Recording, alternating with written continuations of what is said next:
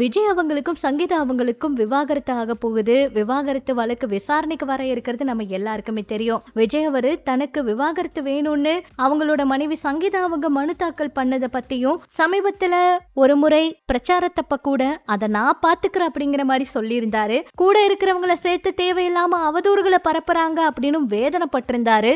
எத்தனை அழுத்தம் எத்தனை பிரச்சனை எனக்கு தொடர்ந்து கொடுத்தாலும் நான் மீண்டு வருவேன் அப்படிங்கறது அவரோட கருத்தாவே இருந்துச்சு. விஜய் அவருக்கு நடிகை ஒருத்தரோட திருமணத்தை மீறிய உறவுல இருக்காருன்னு சங்கீதா அவங்க குற்றம் சாட்டி இருந்தாங்க. அந்த நடிகை என்னோட கணவரோட அடிக்கடி வெளிநாடுக்கு போறாங்கன்னு சொல்லி இருந்தாங்க.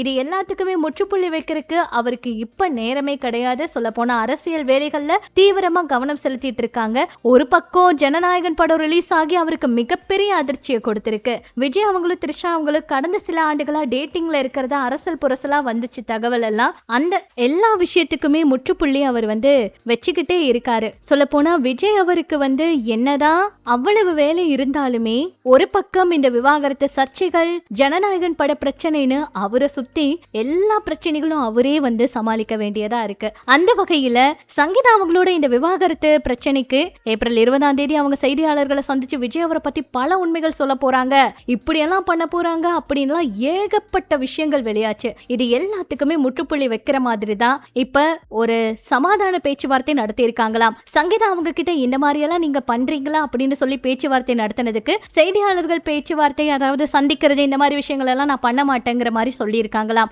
அதே போல இந்த பிரச்சனைக்கு அவங்க 2 பேரும் சேர்ந்து சமாதானமா பேச்சுவார்த்தை நடத்தி ஒரு முற்றுப்புள்ளி வைப்பாங்களான்னு பொறுத்திருந்துதான் பார்க்கணும். விஜய் அவருடைய அரசியல் வரலாற்றுல இது அவருக்கு முதல் முறையா இருக்கு. ஒவ்வொரு பக்கமும் அவருக்கு நிறைய ஆதரவுகளை நிறைய பேர் கொடுத்துட்டே இருந்தாலுமே அரசியல்ல அவரோட இந்த விமர்சனங்கள் நிறையவே அவருக்கு பின்னடைவை கொடுத்துட்டு இருக்கு. அதனால 20 என்ன நடக்க போகுது அப்படிங்கறத பொறுத்திருந்ததா பார்க்கணும். விஜய் அவங்களுக்கும் த்ரிஷா அவங்களுக்கும் நட்பு இருக்கு, இப்படி எல்லாம் தேவையில்லாத வதந்திகள் ஒரு பக்கம் வேகமா பரவிட்டு இருந்தாலும் சங்கீதா அவங்க கொடுத்த ஒரே ஒரு புகார் பிரச்சனை தான் இப்ப எந்த அளவுக்கு அவருக்கு பின்னடைவை கொண்டு வந்திருக்கு. இப்ப சமாதானம் பேசி இதுக்கு ஒரு முற்றுப்புள்ளி வச்சு விவாகரத்தை வேண்டாங்கிற முடிவுக்கு வர போறாங்களா, இல்ல மறுபடியும் விஜய் அவர் கூட சேர்ந்து வாழவே விருப்பம் இல்லைன்னு சொல்ல போறாரா?